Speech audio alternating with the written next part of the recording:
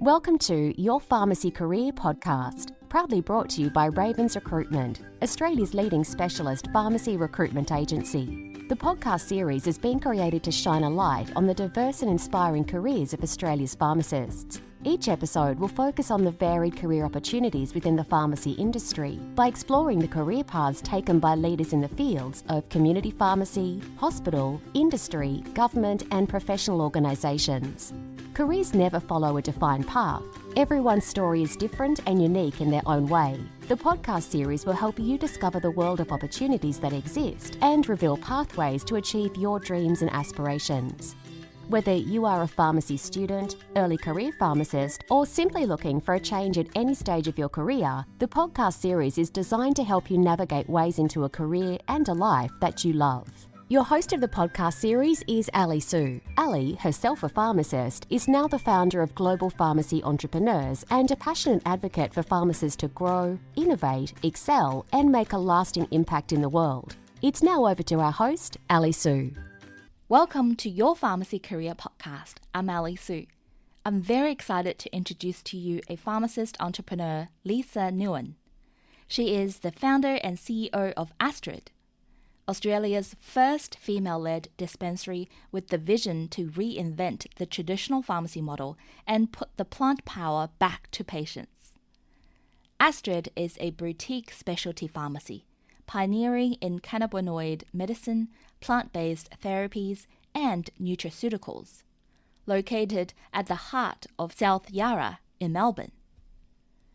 If you are someone who is creative and entrepreneurial, and you want to create your own pharmacy and brands, make sure you listen to this episode. If you are a pharmacist who wants to step out from traditional community or hospital pharmacy role and develop different skill sets, then this episode is for you also. Without further ado, let's welcome Lisa. Hello, Lisa. How are you? Welcome to Your Pharmacy Career Podcast. Thanks, Ali. Thanks for having me.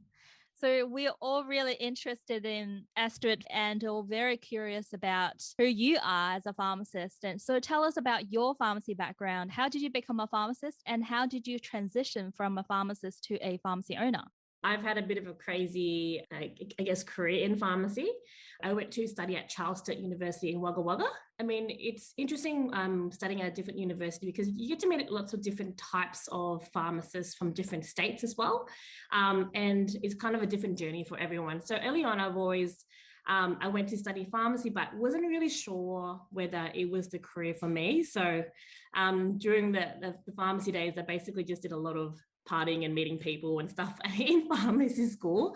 And then when I graduated, I actually was like, I wasn't sure whether I wanted to do community or hospital or industry. And the career for pharmacists, in my opinion, was always so kind of narrow. It was either you're doing community or you're doing hospital or you're doing industry. And that was it. And there was no kind of like mentor person that could be like, oh, actually, there's lots of scope. There's lots of things you can do.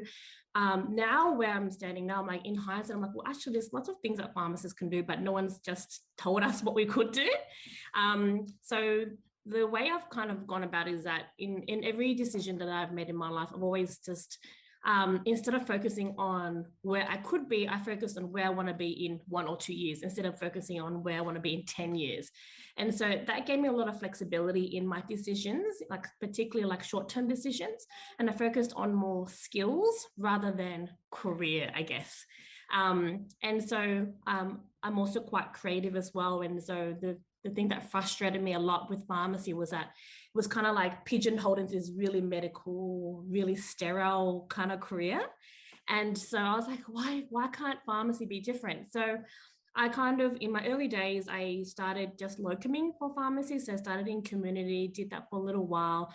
Then and what I really enjoyed in community was the relationship building with patients. Like I really enjoy having that rapport with patients and being able to help patients kind of from like a grassroots level. Like you really feel like you're helping one patient at a time and really knowing their story. And I think that's really impactful.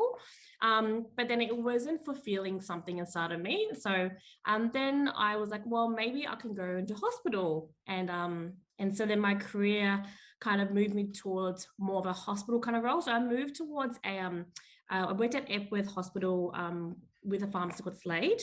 And so my role was kind of a hybrid role, whereas I was doing kind of a bit of IVF dispensing. I did professional service pharmacist as well. So I was kind of the pharmacist that was on the floor and helping patients, guiding them through the pharmacy.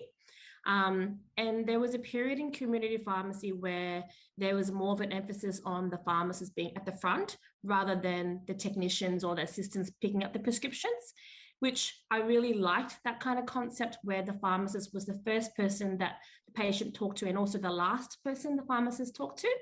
So I learned a lot from every single role I went to.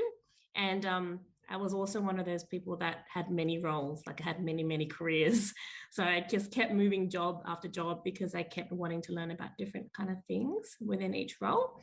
And so after a couple of years in doing that kind of more hospital hybrid role, I had a burning desire to do something more. And I knew I wanted to do something in the more alternative space, and also something that was a bit more creative as well. So I was one of those pharmacists that had a pharmacy career, but then also had many side hustles as well.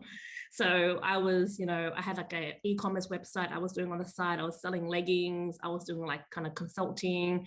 I was trying to enroll in courses, and I was always upskilling. So that's something I really recommend for kind of young pharmacists who want to do something different with their career. Don't feel like, community or hospital, whatever it is just one thing. Always, if you like something, it's one skill set, just pick up a course and just do it, because you never know later on when it can help you, like I did a lot of random things and now it's helped me, but I didn't know that would help me before. And so, after I did the hospital, a lot of people told me that I was really good at sales. So I was like, well, maybe I can do pharmaceuticals and work in the corporate world. And I didn't want to work 9 to 5 anymore. And I want to kind of travel a lot. And in corporate life, you can do a lot of traveling. And I was like, I want to do that. So I got into about 4 or 5 years ago, I moved to Brisbane for a boy, and just so happened to land one of the first cannabis kind of repping kind of roles, where the role was called a medical science liaison.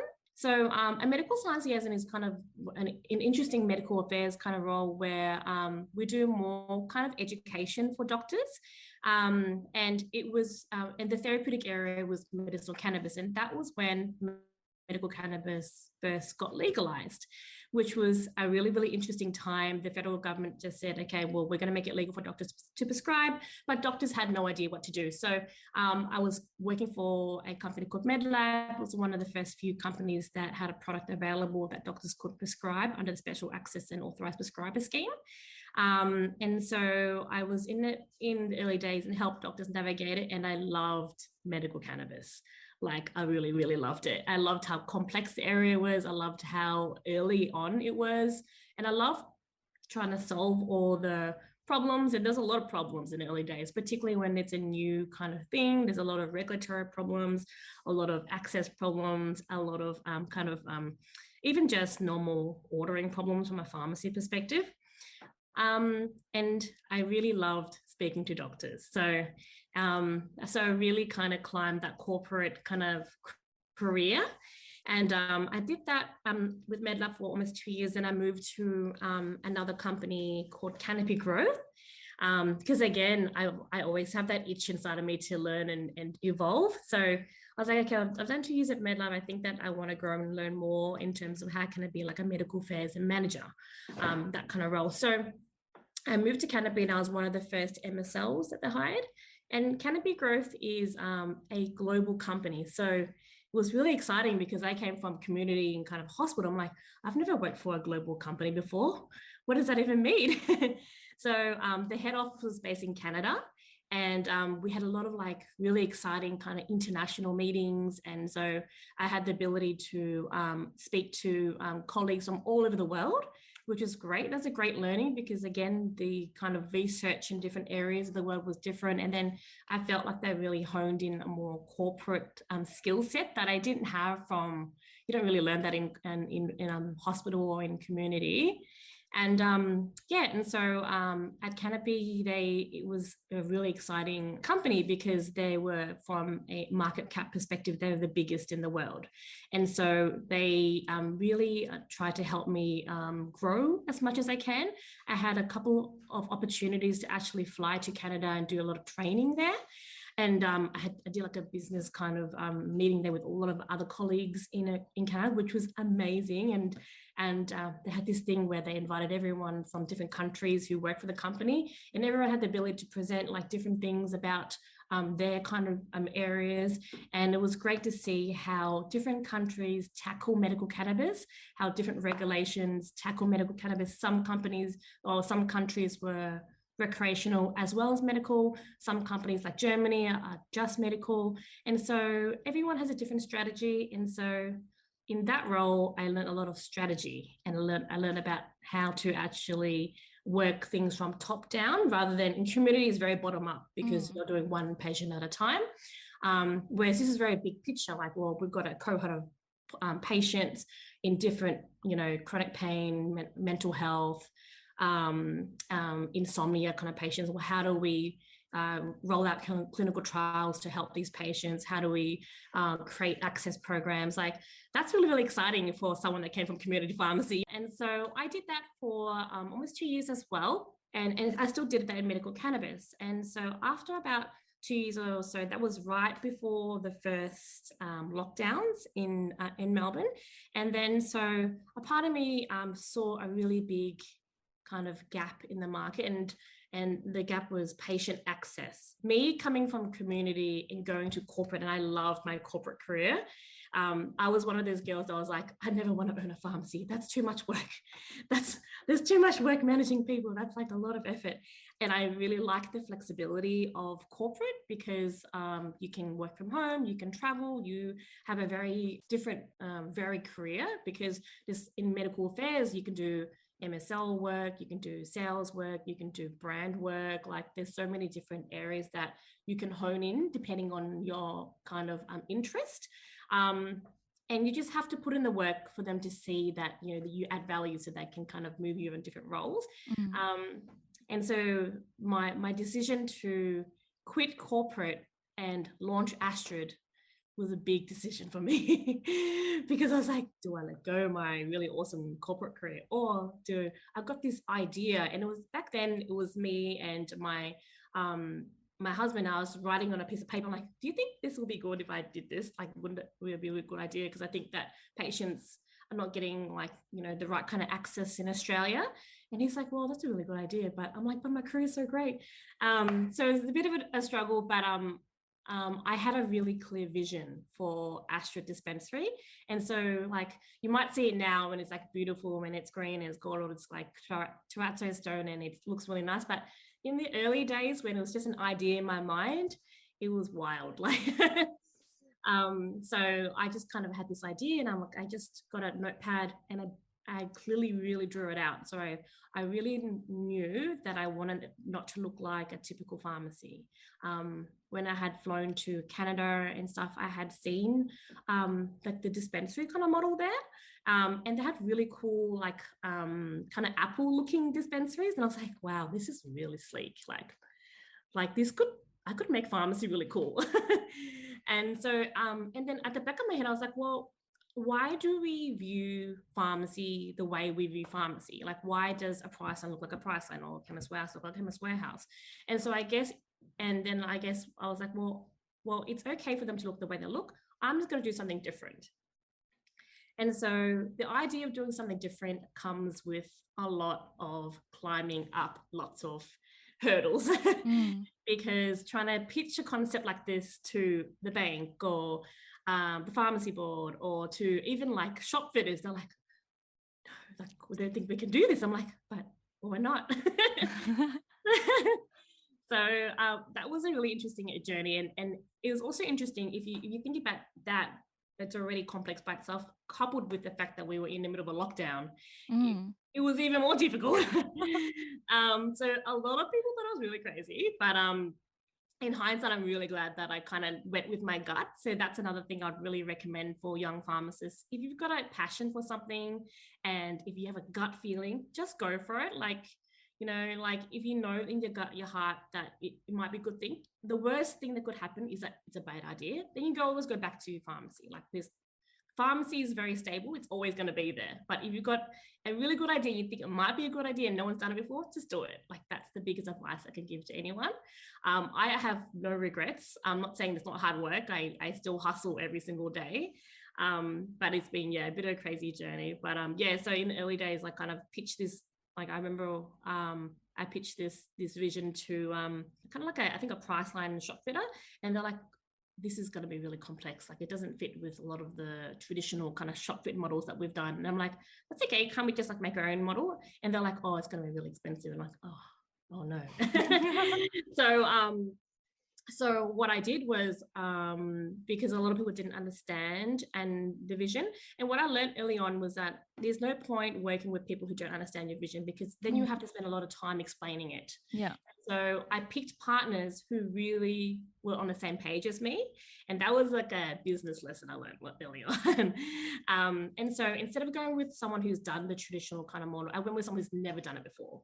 And so that for me was easier because they had a fresh outlook and they had no idea what pharmacy meant. They didn't know the rules, didn't anything else. So together we figured out the rules and then we built it according to like the pharmacy board regulations, according to the vision that I had. So from I guess from an architectural perspective, that's how we did it. From a brand perspective, I had a very clear vision on what kind of brand I wanted to create. And also one of my passions is launching like different types of brands as well. I'm really creative. So that was it came to me really easily, but I really loved a really minimalist brand. I really wanted to be patient focused. I really wanted it to feel warm and accessible and not kind of cold, sterile, white walls boxed in. So that was like an easy tick for me when I was building kind of like the graphics and the colors and the brand vision and kind of the ethos behind the brand.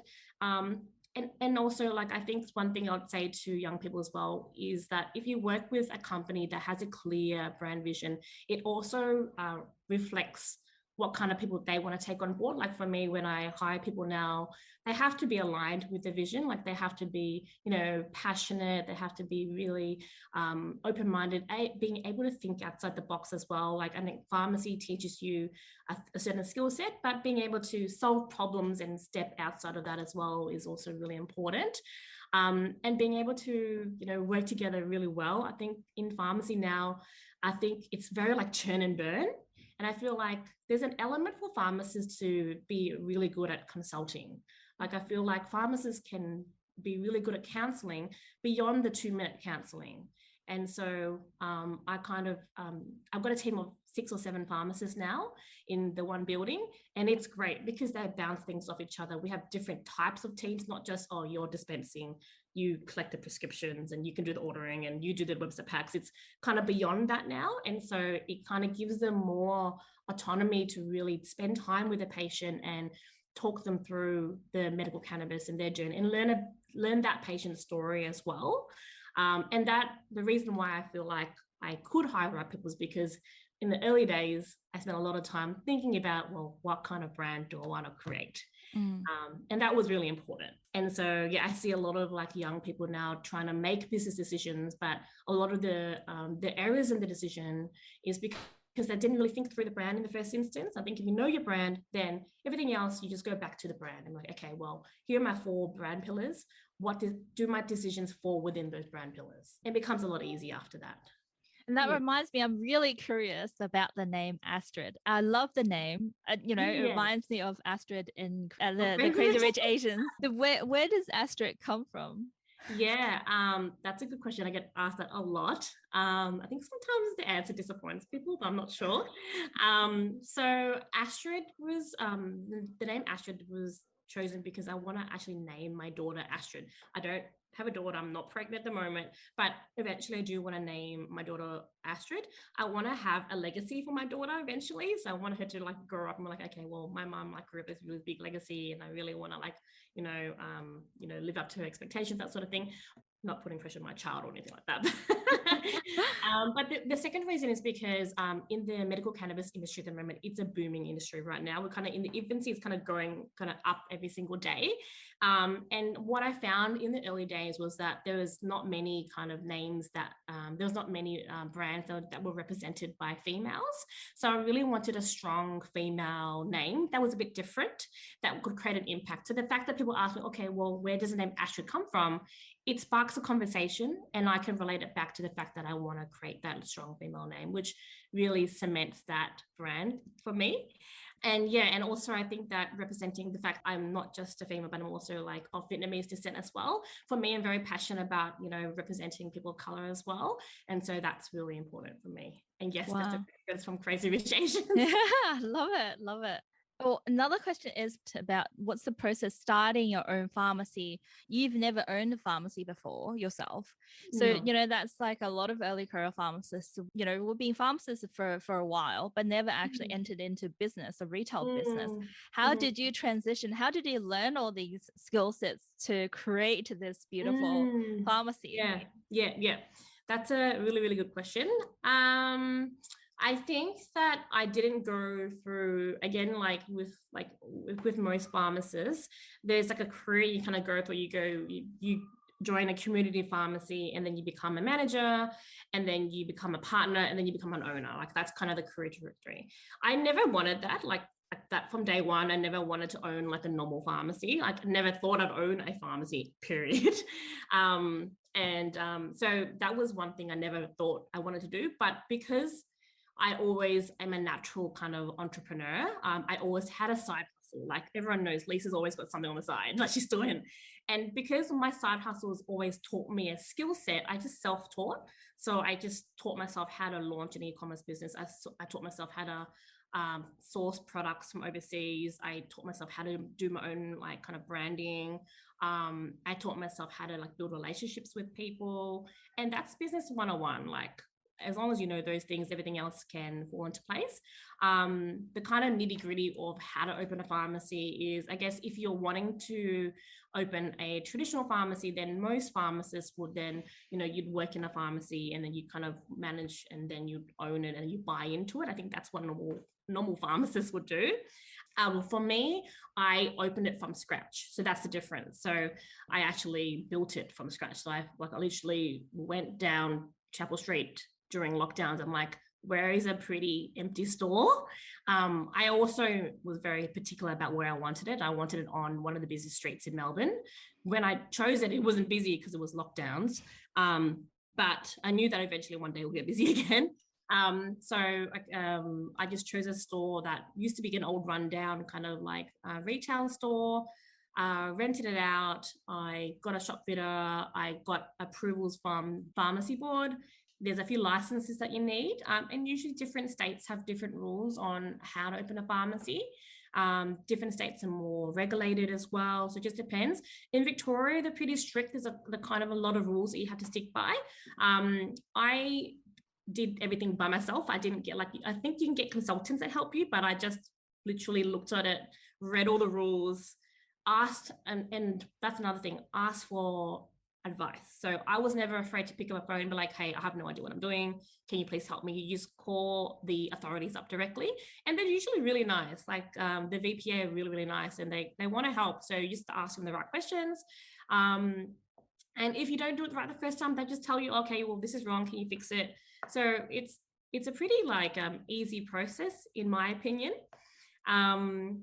It's harder doing things by yourself for sure, because I think when you buy into an existing price line, it comes with its own collateral. You get your own brand, you get the logo, you get the customer base. The first day I opened my pharmacy, I had 0 customers. It was just a pretty shop, and that was it. So I was standing on the street trying to get people in the door, and yeah, so you have to be a bit clever about how that kind of works. But yeah, I mean, it depends on what you want. I think most pharmacists, if you know that you want to own a pharmacy, then just try to upskill and learn new skills, and then ask for advice. Like my biggest thing was that I always had really great mentors, and I always had someone to reach out to or ask questions. And I feel like if younger pharmacists also have someone that they aspire to be, just reach out and ask them, well, how did you get there? What do you think I should do? Or is there courses I can do? And yeah, asking for feedback is really important. So what kind of pharmacist or team are you looking for? So Astrid is very different. It's a very unique model. The type of person that we're trying to get. So yeah, we have a team of 6 or 7 pharmacists. We've got a few techs, we've got a few assistants. We have a whole finance team and stuff as well. And we all work in the same building, which is really exciting because it's like hustle and bustle all the time, which is, it's a lot of fun. But I think attitude is really important. Like I don't mind if pharmacists come to me not knowing anything. I'm happy to train people. But I think the attitude and the ability to want to learn more and want to grow, I think that's really important. Like you can't teach someone that. So yeah. Last question. If you could leave one last piece of advice to our early career pharmacists, what would it be? I would say, don't let anyone tell you that you can't do something. If you want to do something, just go for it. If you fail, it's okay. Like people who are successful usually have failed 10 times before they did something right. So don't be afraid of doing something wrong. Don't be afraid of, oh, well, I might miss out on this if I do that. Well, you might miss out on that, but also you might gain a lot by doing that one thing. So just go for it. Wow. Thank you so much. Thank you for listening to this episode of the Your Pharmacy Career podcast, proudly brought to you by Ravens Recruitment, Australia's leading specialist pharmacy recruitment agency. If you enjoyed this episode and know anyone else who you think would benefit from it, we would be grateful if you could share it with them. Together, we help even more pharmacists develop a career and life they love. If you have any questions or suggestions about future podcast episodes, please reach out to us via email info@ravensrecruitment.com.au.